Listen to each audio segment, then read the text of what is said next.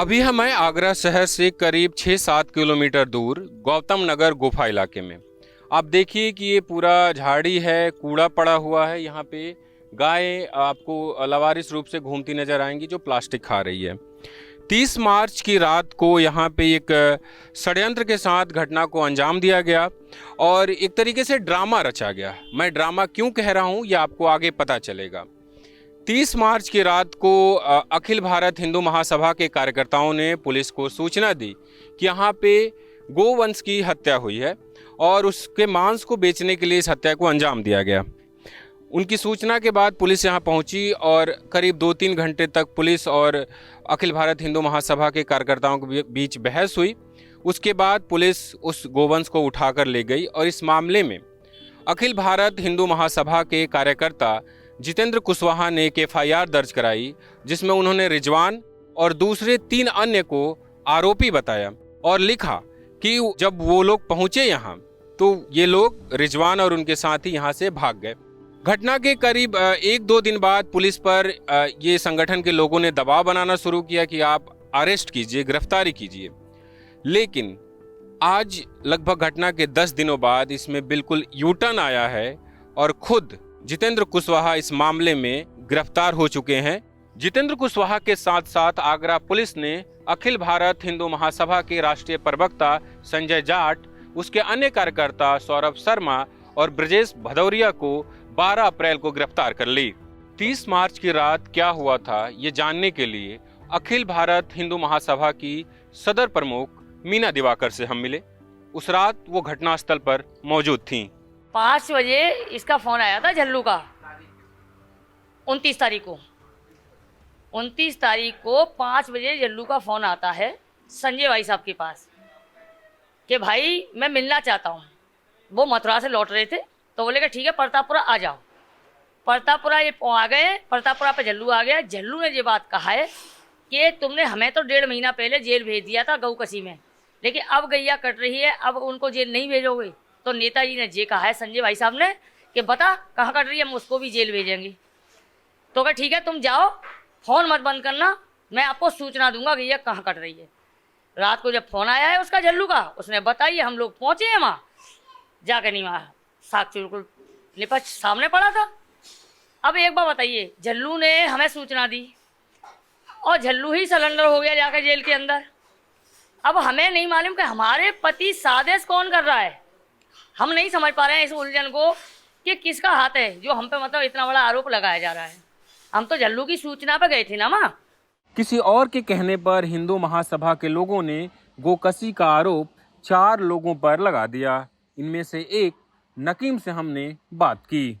मेरे 27 मार्च को मेरे झल्लू से चैट हो गई थी रोड लोहा मंडी रोड पे लेते हुए। तो उन्होंने कही इसका अंजाम बुरा होगा, इसको मैं दिखा दूंगा तुझे। इसके भाई ने आज से 2 दिन पहले भी मुझसे बोला है, झल्लू के भाई ने, मेरे भाई को आयन दो, हम तुम्हारे परिवार को नहीं जीने देंगे, फिर तुम्हें देख लेंगे।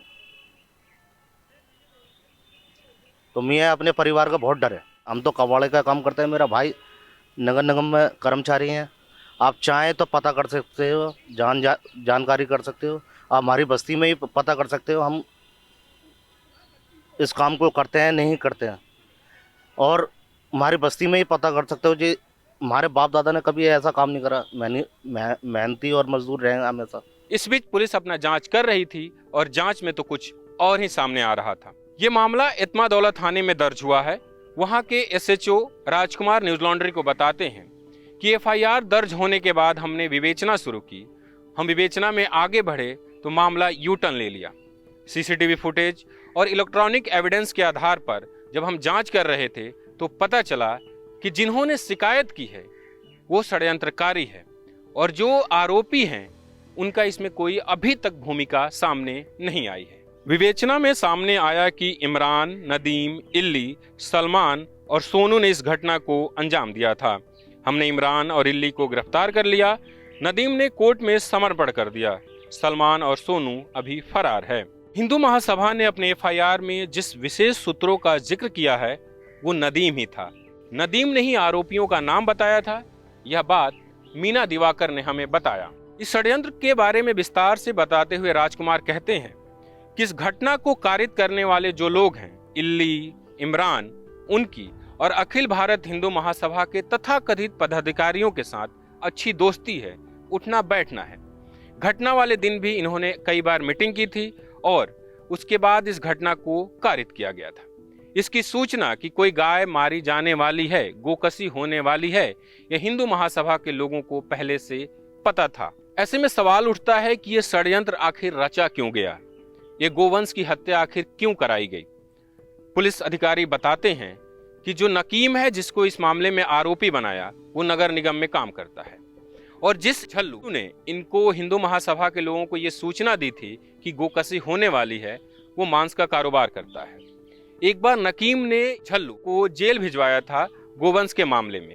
वो उनसे बदला लेना चाहता था, लेकिन सवाल ये उठता है कि क्या सिर्फ बदले की भावना से कार्रवाई की गई? इसका जवाब है नहीं।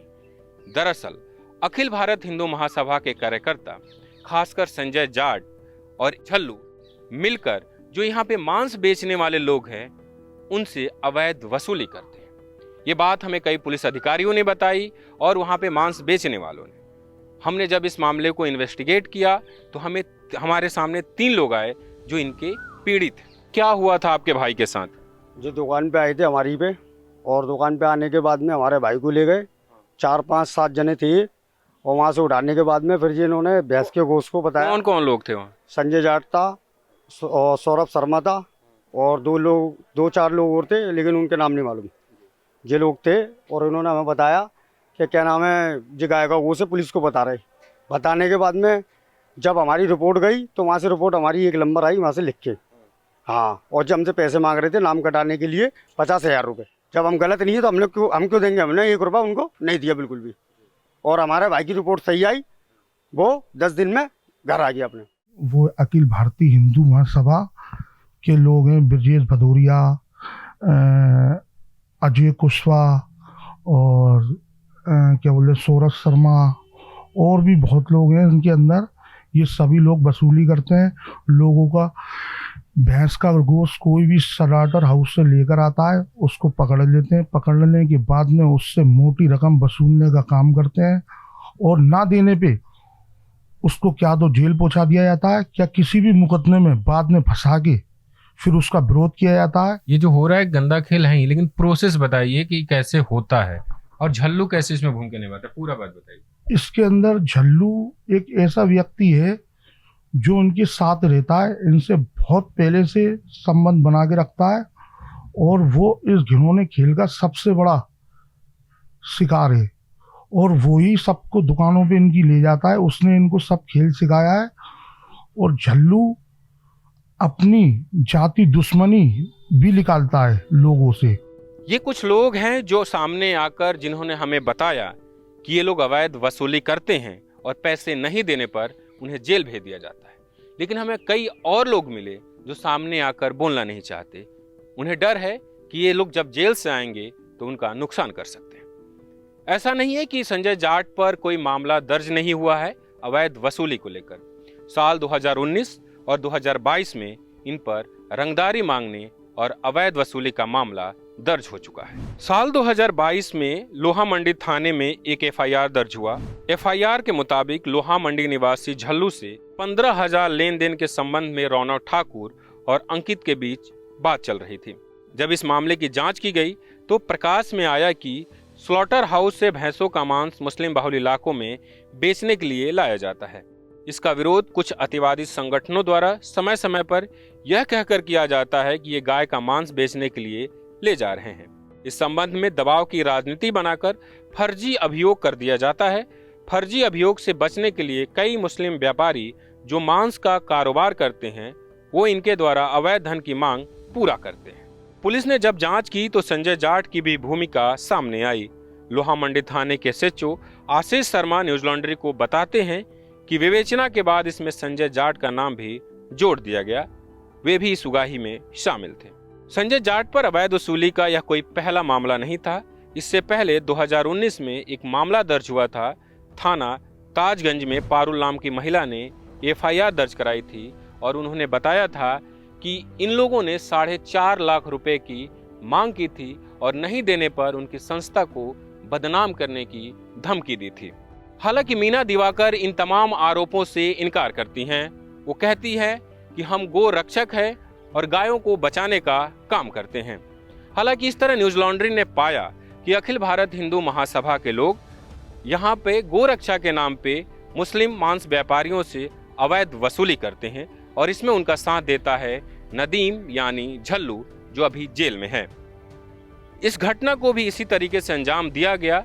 यह एक बड़ी घटना हो सकती थी क्योंकि जिस दिन गोवंश कटा उस दिन अष्टमी और नवमी की रात थी। सांप्रदायिक सौहार्द बिगड़ सकता था, लेकिन आगरा पुलिस के सूझबूझ से चीजें बच गई। बसंत कुमार, newslaundry.com के लिए।